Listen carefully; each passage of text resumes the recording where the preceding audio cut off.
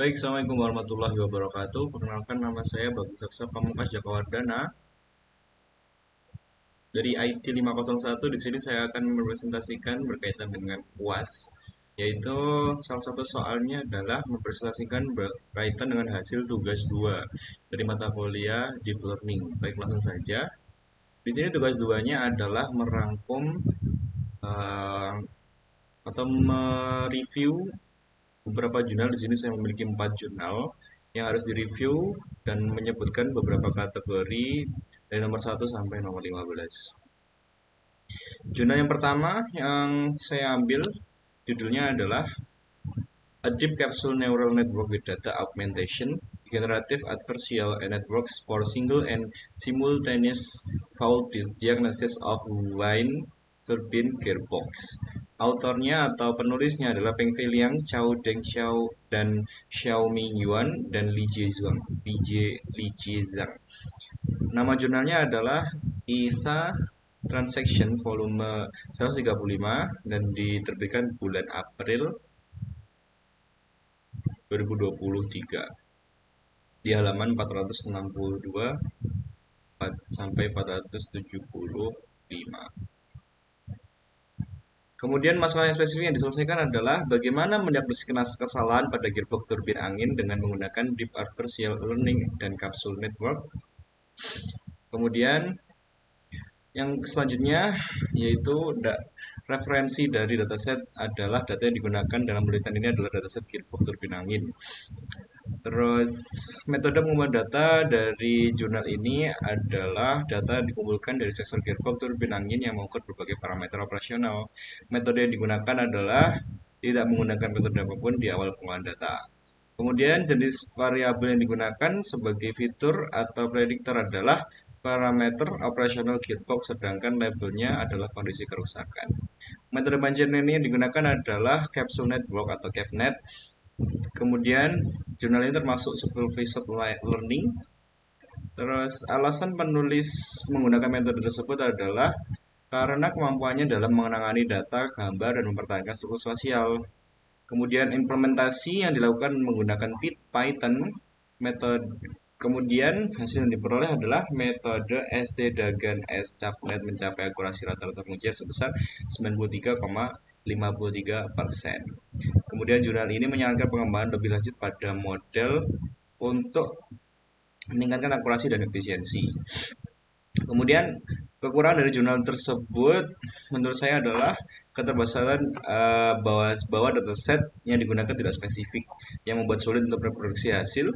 Selain itu data implementasi tidak disediakan yang dapat membuat sulit bagi peneliti lain untuk mengimplement metode. Kemudian di jurnal yang kedua saya mengambil judul mendapatkan sebuah jurnal yang berjudul An Improved Capsule Network Based on Capsule Filter Routing. Penulisnya Wei Fang, Fei Lei, Shui Yang, dan Qiu Chen. Nama jurnalnya adalah IEEE Access volume 7 2021. Jurnal ini bertujuan untuk meningkatkan kinerja capsule network dengan menggunakan capsule filter routing. Dataset yang digunakan termasuk CIFAR 10, CIFAR 100, MNIST, dan SVHN. CIFAR 10 dataset terdiri dari 60.000 gambar 32 kali 32 kali 3 untuk pelatihan dan pengujian. Data diambil dari dataset yang sudah tersedia di publik, kemudian tidak ada metode statistika yang digunakan dan atau disebutkan. Kemudian fitur atau prediktor yang digunakan adalah informasi dari gambar dataset, sedangkan labelnya adalah kelas dari gambar tersebut. Kemudian metode machine learning yang digunakan adalah capsule filter routing, dan jurnal ini termasuk supervised learning metode yang digunakan.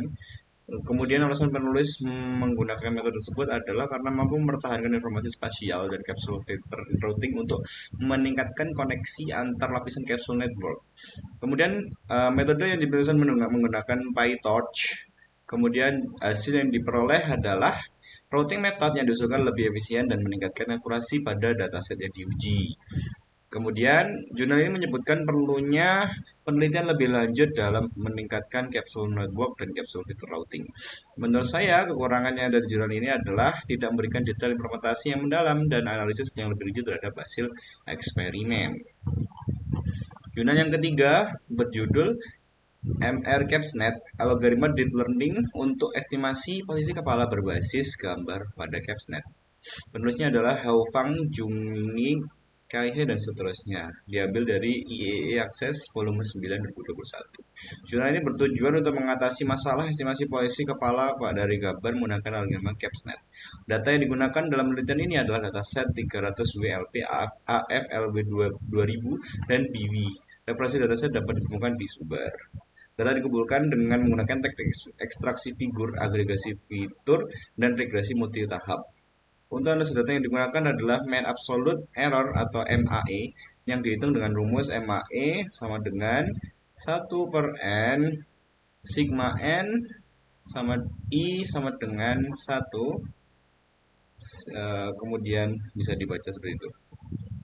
Kemudian fitur atau prediktor yang digunakan adalah informasi fitur kepala, sedangkan labelnya adalah vektor probabilitas posisi kepala.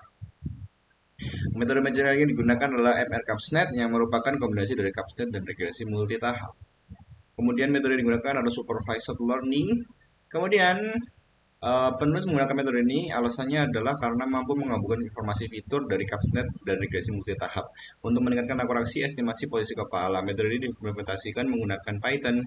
Penelitian ini berhasil mencapai tahap yang sangat baik dalam estimasi posisi kepala dibandingkan dengan pendekatan lainnya. Jurnal ini menyarankan untuk mengembangkan model lebih kompleks dan berluas di cakupan dataset. Kemudian salah satu kekurangan adalah kurangnya analisis dalam mendalam terkait generalisasi model pada dataset yang berbeda. Kemudian jurnal yang terakhir yang saya dapat berjudul Time Series Forecasting Using Neural Networks Are Recurrent Connection Necessary. Penulisnya adalah Salihu A. Abdul Karim dan Andreas P. Engelbrecht. Kemudian jurnal ini didapat dari Neural Processing Letter 2019. Volume 50, page 2763 sampai 2795. Kemudian permasalahan yang diangkat adalah apakah koneksi rekuren diperlukan dalam jaringan saraf untuk memproduksi data deret waktu. Kemudian dataset yang digunakan terdapat 8 deret waktu dengan kompleksitas berbeda. 6 diantaranya adalah data deret waktu dunia nyata dan 2 diantara adalah data buatan. Data dapat diakses dari time series, data library, dan sumber lainnya. Kemudian data dikumpulkan dari time series, data library, dan data buatan yang disediakan. Kemudian data diskalakan ke rentang -1,1 dan distandarisasi agar rata-rata setiap variabel input di atas saat latihan mendekati 0. Variabel yang digunakan sebagai fitur atau prediktor adalah deret waktu yang berbeda. Kemudian metode machine learning yang digunakan adalah neural networks, digunakan dengan struktur FNN atau feed forward neural network dan recurrent neural network. Jenis metodenya yang digunakan adalah supervised learning. Kemudian alasan penulis menggunakan metode ini karena kemampuannya dalam mengenangani sistem dinamis secara implisit. Kemudian hasil diperoleh adalah informasi yang dilakukan dengan menggunakan particle swarm optimization atau PSO untuk melatih jaringan saraf, dan hasilnya dibandingkan antara FNN dan RNN dengan berbagai algoritma pelatihan menunjukkan bahwa penggunaan RNN tidak selalu diperlukan. Kemudian jurnal tersebut menyarankan penelitian lebih lanjut untuk mengeksplorasi penggunaan PSO dalam menggunakan lingkungan yang dinamis. Terakhir, jurnal ini tidak memberikan analisis mendalam tentang kapan dan mengapa penggunaan koneksi rekuren diperlukan. Jadi itu menjadi kekurangan dalam jurnal ini. Atau tidak dalam jaringan saraf untuk prediksi deret waktu. Mungkin itu saja dari soal yang nomor 2, yaitu mempresentasikan berkaitan dengan tugas 2. Saya Bagus Aksa Pamungkas. Apabila ada salah kata, saya mohon maaf yang sebesar-besarnya. Saya izin untuk undur diri. Wassalamualaikum warahmatullahi wabarakatuh.